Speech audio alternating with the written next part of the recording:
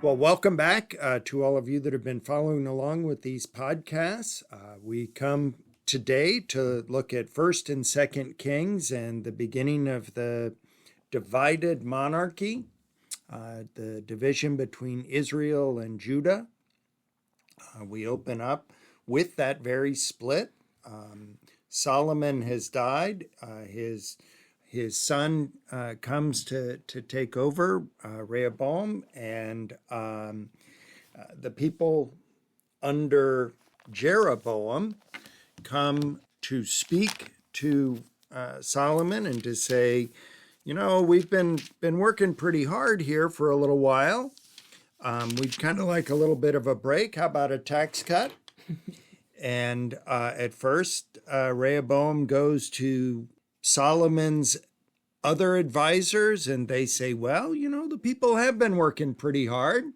Maybe a tax cut would be a good idea.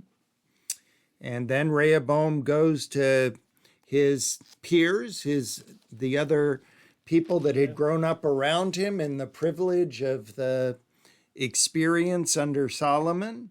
And they say, oh no, don't let the people get away with that. Give them an inch, they'll take a mile. And Rehoboam decides to go with the hard line, and Jeroboam leaves and begins the divided kingdom.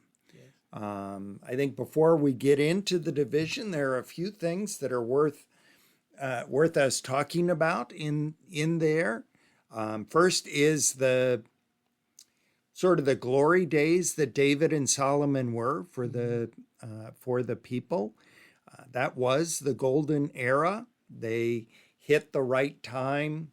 God used David and Solomon to build up the kingdom, and there really wasn't a whole lot to challenge them around them. The other kingdoms weren't ready to do very much, and so everything seemed wonderful. And then it begins to fall apart when the people that experienced that privilege begin to take it for granted. Any thoughts? As someone say, you should always respect your elders in the sense, and I thought about whenever I was reading this part with Solomon asking the elders who had the experience and kind of knew the situation compared to asking more of the younger generation, and not saying that either one or could be bad, because it could have just been the opposite way they said, but they didn't this way they said, and because the people, they knew what was happening. Rehoboam decides to go with the younger things, just the younger people, and the decisions, like we said, it just splits, and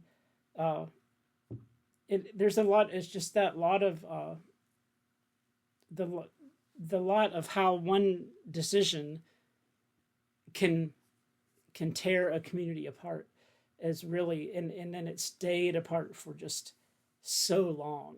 And it was just to think about that. They're just to think about how all of that, because of that decision, just really played, and how it came about, and just like I said, they go through all of this, and then and the kingdom start. You got the in Judah, and you got in Israel, and I really don't think the difference between the Solomon's advisors that said give a tax cut and Rehoboam's peers that said take a hard line. I don't think it was as much about the age as it was the experience. Mm-hmm. The younger generation had only ever known prosperity. They had only ever known the ease of all of that, and they assumed that it would continue. Yeah, very true. The older generation knew how hard it was. Yeah. And I think that there's a lesson in that for all of history. When things are good, we begin to believe that this is going to last forever. Yeah. And it just won't. No. not at all. I mean, not in any of that. And I mean, you can kind of see that even in our society today with the way things are going. And you hear people saying one thing and you hear another one saying another thing. And pretty soon you have that division again, is like what we're dealing with in today. Right, right. Rehoboam is judged by the author as being a bad king, doing what was evil in the sight of the Lord. The first, we begin kind of the pattern of reading through the various kings. And I'll share with you all that are listening to us that Pastor Dan and I each have our own little charts to keep track of them, because, boy, it is, like the old saying goes, you can't tell the players without a program. takes a lot to keep track of which king is where and what they're doing, and were they good, were they bad. Yes. Though in First Kings, the assessment of every king of Israel is that they were at least bad, some of them very bad. Yes. And that's about it. The kings of Judah, some were bad, some were good. Yeah. There are many that are listed as being good kings, doing what was right in the eyes of the Lord. Some were said to do right in the eyes of the Lord as their father David had done. Others, they did right in the eyes of the Lord, but they left the high places to be there. And we begin to read through all of these various conflicts.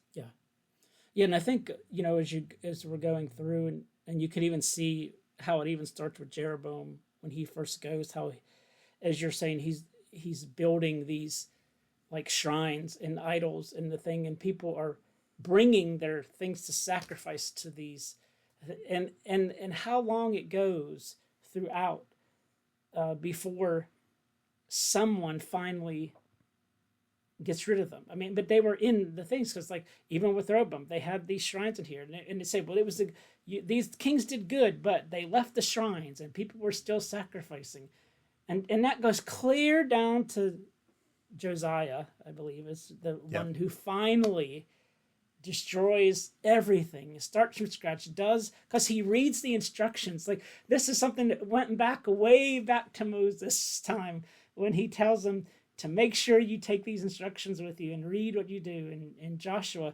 And all of a sudden these instructions come back to say this, and Josiah reads them, and he tears his things, because he realizes that these kings have not been doing what Moses says, and basically rebuilds things. It puts things back the way they were supposed to be.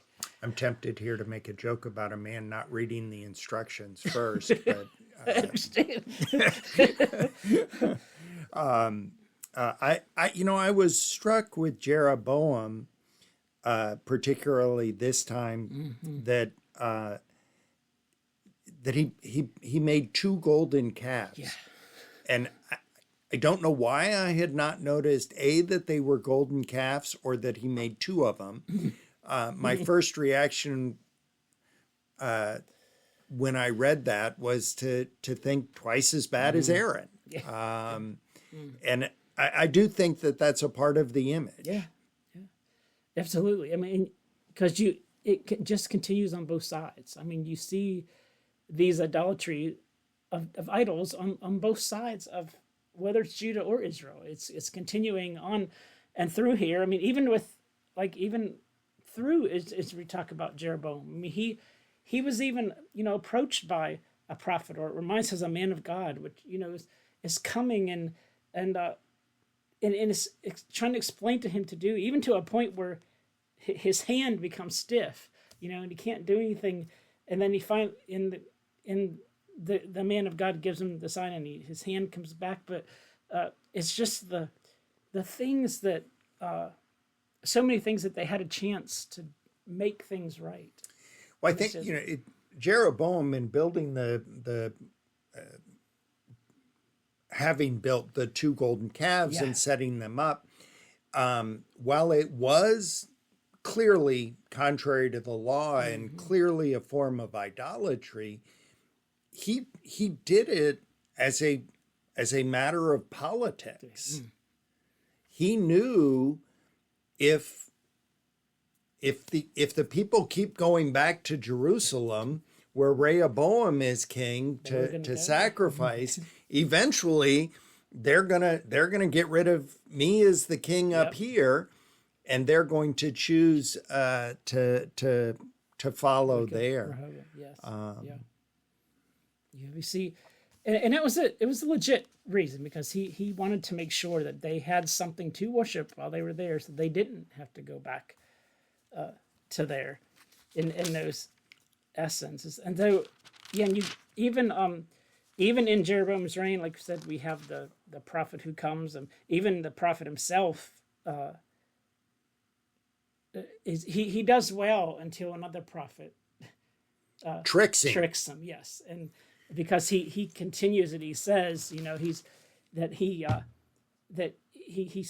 can't go back, he can't stay, he can't do all this, and then all of a sudden this other prophet lies to him and says, God told him, oh, it's okay, you can come back, and he didn't. I mean, he went back thinking that it was okay. I mean, who wouldn't trust a prophet? Right. But in a sense, he went against what God told him to do, and he ends up paying the price. Unfortunately, it's one of the few times where you see a prophet punished in the sense because of another prophet's deception in a way. Did seem kind of like a setup, but. So, well, we move on, kind of jump a little ways in these kings of Israel, particularly. Let's move over into chapter 16 and the reign of Ahab and the rise of Elijah as the prophet. Kind of the first occasion in First Kings of a king and a prophet going face to face. King Ahab is judged to be among the worst. In fact, it says in chapter 16, verse 30, Ahab, son of Omri, did evil in the sight of the Lord more than all who were before him. All in all, not a good judgment to have spoken against you. Elijah comes along and predicts a drought that will create a famine for Israel. And we begin to see this back and forth of Ahab and Elijah as they pick at each other. We in chapter 17 we come to the story of the widow of Zarephath, famous story, and the challenge that is spoken to her. I've often thought that there was always only ever one day's worth of meal in that jar, and that it was a miracle every day. Not that she awoke one morning to find a storehouse full of grain. Instead, it was every day a new miracle. And it's in this part, it's a great story in this, in the sense it's a story of the widow also trusting too, because she knows she's at her very last or close to the very end, and that she just has enough to get this, and even though Elijah tells her to please make this for him before she does for them, which is asking a lot for a person who has a son who's at home and and has been preparing for this day for weeks. For weeks she could see the grain going down a little bit and a little bit and a little bit, and finally she's down to the very, very end Yep. of the jar, Yeah. and she knows this is all there is. Yeah. There's no more to buy, even if I had the money to buy it. Yeah. I don't have the money, and there's no place to go to There. get it. This is all that there is. Yeah. And Elijah says, yes, make mine first. Yes. Wow. Yeah. But she does, and he tells her, not to be afraid. That the flour and the oil they're not going to run out, and that they'll continue to have as long as he's there, and it does that. I mean, it doesn't run out just as he says, but then the new challenge comes in, right after that, where the son gets sick. Is basically he dies, and she goes out to Elijah and says, like, have you come, what's been wrong? What's gone wrong between us, man of God? Have you come to me to call attention to my sin and kill my son? And he, he goes to the thing to give their son, and he takes him away. He lays on top of him and is able to get the boy come back, the breath of life back into the young man, and but through his prayer, he is as well gets to bring the boy back, and she is even more convinced. Like she goes, I now know that you really are a man of God, and that the Lord's word is truly in your mouth. And so, what a witness for that too, for the hesitation that she had. But then, because of what he was able to do for her son, she believes. And really, it's like there's no hesitation anymore. It's like, no, I now know that God's word truly is in your mouth. I think it certainly gives a challenge to this idea of walking by faith. It's so easy for us to talk about faith, but also hedge our bets by making sure that we take care of ourselves first, and to trust that much. I often tell folks that my experience when families decide to make a financial commitment to the church that is going to be a sacrifice, a tithe, whatever the amount is, it's going to be a reach for them.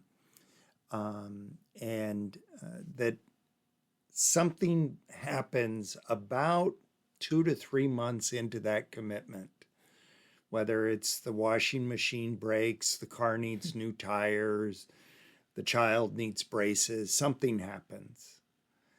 And I do think that there is in that moment this call of faith. Will we trust God that much? Will you trust him to provide? And will you trust him to? Absolutely.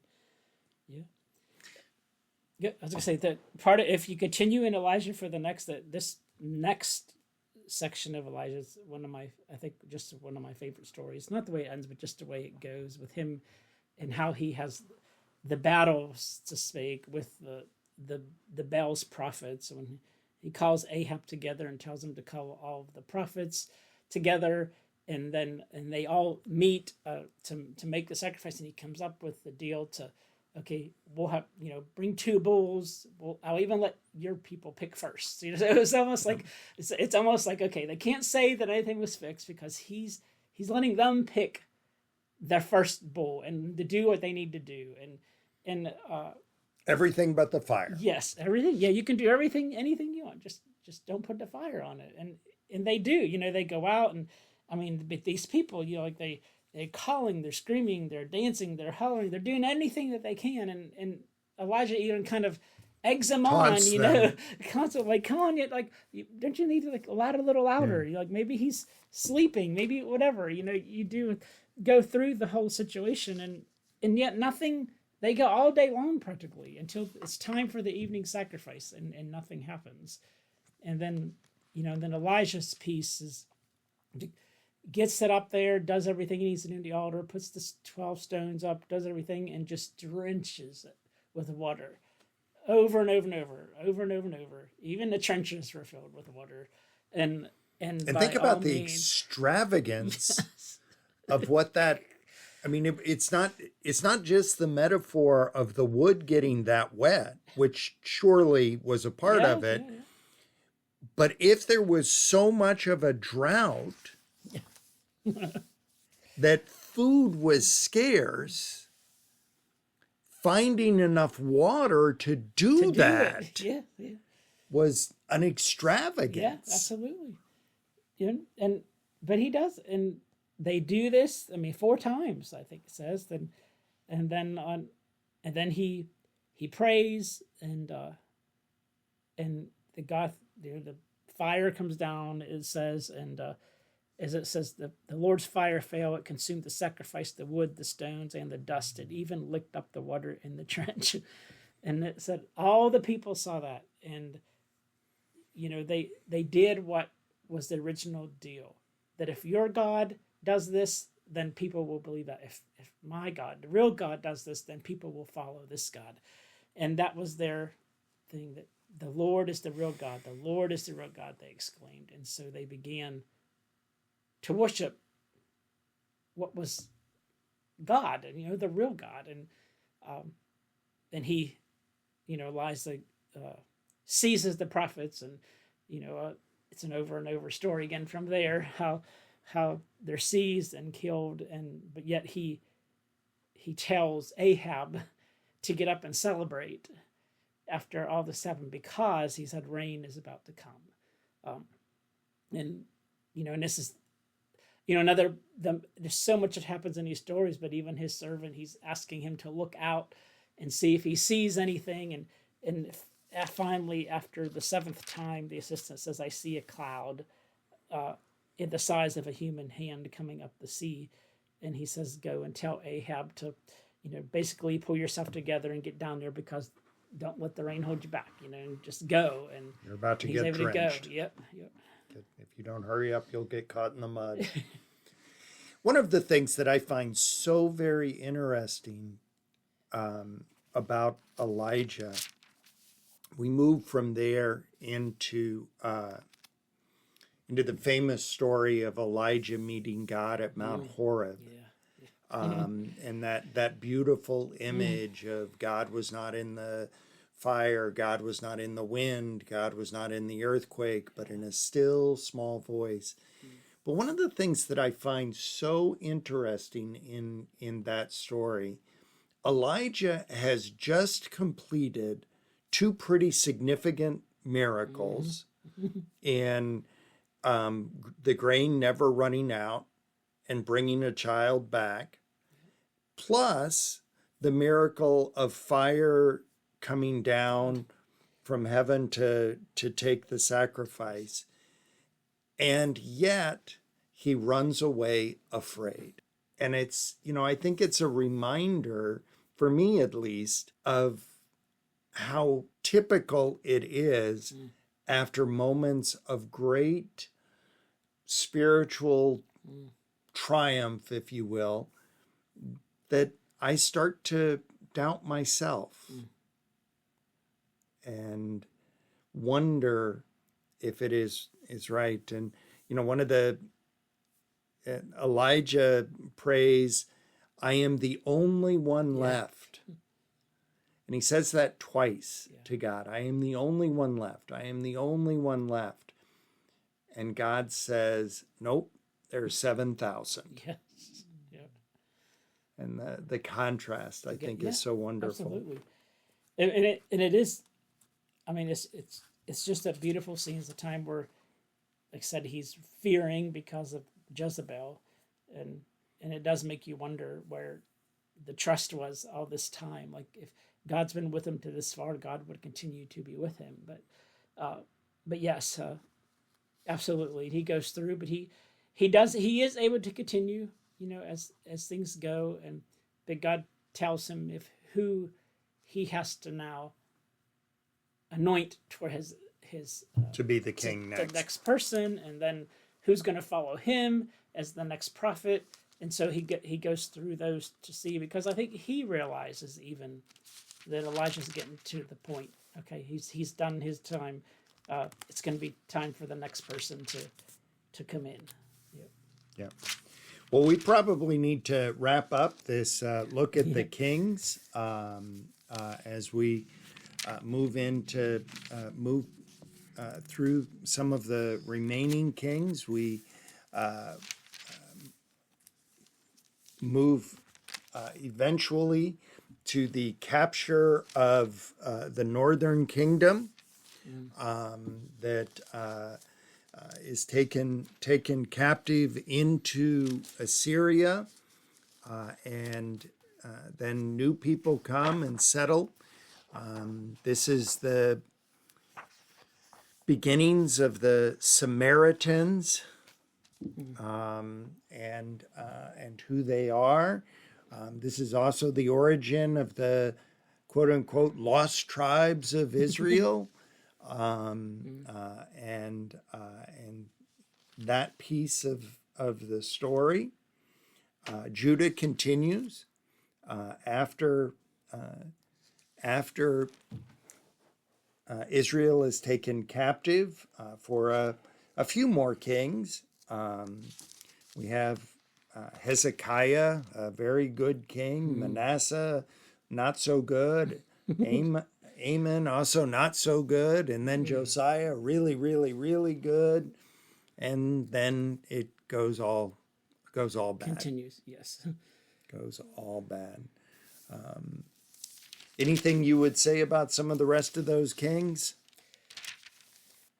I'm not real. I mean, I just think it was amazing, as I talked earlier about how much you had, but how it took an awful lot of kings to go through before one finally did. Before Josiah finally realized what was supposed to be happening that wasn't, and it just like I guess it just was something new for me going back. Like, you remember it, but then you think it because you're reading it, it's like, wow, all those kings, like 15 kings went through before one finally did what they were supposed to do. Maybe I should read the instructions. it was just so odd. But even and to see his response, to see Josiah, how he was truly almost like in mourning and mourning for everything that happened in the past. It was almost just like, it was beautiful to see that something, because after him, even for Judah, there weren't the good kings weren't anymore.